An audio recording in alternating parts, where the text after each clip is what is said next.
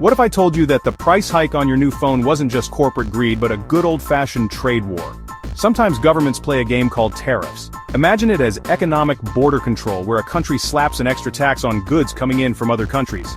The idea is to make imported goods pricier, encouraging people to buy locally made products.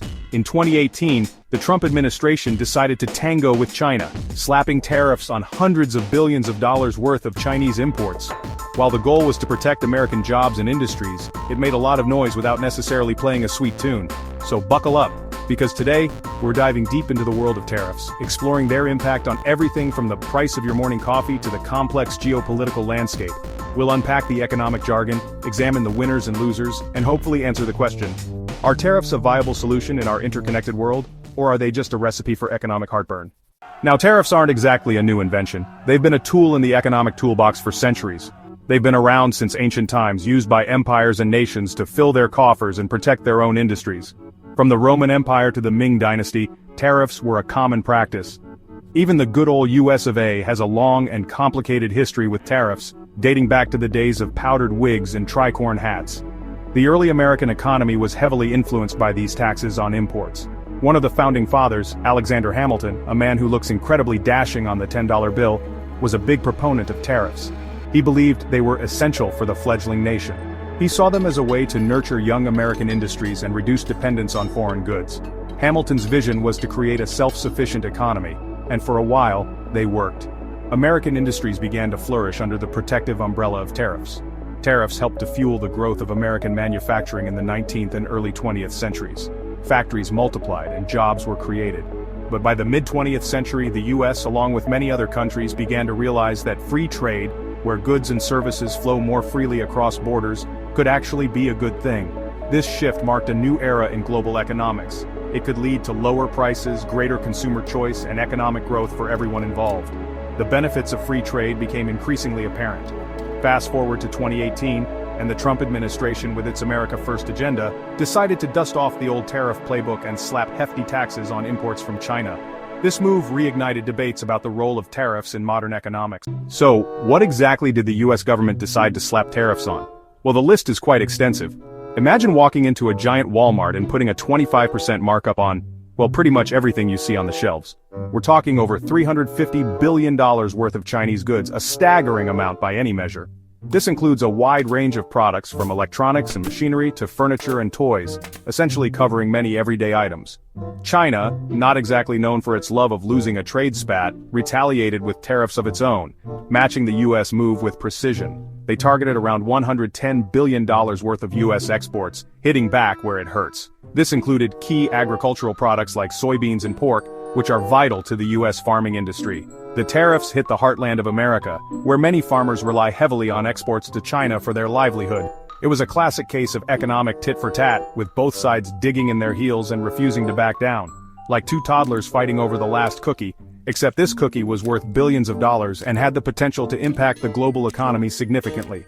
The Trump administration argued that these tariffs were necessary to protect American jobs and force China to play fairer on trade, a stance that was both bold and controversial. But critics argued that they would ultimately harm American businesses and consumers, creating more problems than they solved. They warned that driving up prices could potentially lead to a full-blown trade war, with no clear winners. And let's be honest, nobody wins a trade war. The economic fallout can be devastating for both sides involved. Now, let's talk about you, the American consumer, blissfully unaware that you've been drafted into this economic skirmish. See, tariffs aren't some abstract concept debated by economists in ivory towers. They have a very real impact on your wallet. Remember that washing machine you had your eye on? Well, thanks to tariffs, it just got $200 more expensive. Those tariffs on Chinese imports, they act like a stealth tax, quietly making its way into the prices of everyday goods. From electronics and appliances to clothing and footwear, the cost of living just went up, and nobody even asked you to RSVP to this inflation party. And it's not just big-ticket items feeling the heat. Now, China, being the economic powerhouse that it is, wasn't just going to take these tariffs lying down. They retaliated with tariffs of their own, targeting U.S. goods, especially those coming from rural America, where support for Trump was strong. It was a strategic move, aimed at putting pressure on the Trump administration and highlighting the economic pain these tariffs could inflict. But China went further than just slapping retaliatory tariffs. They started looking for ways to reduce their dependence on U.S. goods altogether. They struck new trade deals with other countries, invested heavily in domestic industries, and poured resources into developing their own technological prowess. This strategic pivot had ripple effects across the globe. It forced other countries to pick sides, navigate the choppy waters of this trade war, and reevaluate their own economic relationships with both the U.S. and China. Trade wars, much like your uncle's ill-advised attempt at making his own fireworks, have a nasty habit of creating unintended consequences. What starts as a controlled effort to protect domestic industries can quickly spiral out of control, leading to a cascade of economic disruptions. The tariffs imposed by the U.S. and China didn't just impact those two countries. They sent shockwaves through the global economy. Markets reacted with volatility, and businesses around the world had to rethink their strategies. The European Union, already grappling with its own internal economic challenges, found itself caught in the crossfire, facing retaliatory tariffs from the U.S. and struggling to maintain its own trade relationships with both China and the U.S. This added another layer of complexity to an already fragile economic situation. Developing countries, many of which rely heavily on trade with both the U.S. and China, were left scrambling to adjust to the new economic reality. These nations had to navigate a maze of new tariffs and trade barriers, which threatened their economic stability. Vietnam, for example, a major exporter of electronics and textiles, found itself caught between a rock and a hard place, facing pressure from both sides to pick a side. The country had to make difficult decisions to protect its economic interests. And let's not forget about the global supply chains, those intricate networks that crisscross the globe, connecting producers, manufacturers, and consumers. These supply chains are the lifeblood of the global economy, and any disruption can have far-reaching consequences. Tariffs threw a giant wrench into these finely tuned systems, disrupting production, driving up costs, and creating uncertainty for businesses of all sizes. Companies had to deal with increased expenses and delays, which ultimately affected consumers as well. So, after all that, who actually benefited from this trade war? Well, it's a bit like trying to find a sober person at a college fraternity party. There are not a lot of them, and they're probably questioning their life choices. Sure, some U.S. manufacturers, shielded from cheaper Chinese competition, saw a short-term boost in sales. And yes, the U.S. government collected billions of dollars in tariff revenue, which, let's be honest, they could always use. But for every winner, there were far more losers. American consumers, faced with higher prices for everyday goods, were left footing the bill for this trade war. Farmers, caught in the crosshairs of retaliatory tariffs, saw their incomes dwindle and their livelihoods threatened. The truth is, trade wars are a bit like playing with fire. You might get a temporary thrill, but in the long run, you're likely to get burned. So, where do we stand now in this post-trade war world? Well, it's complicated.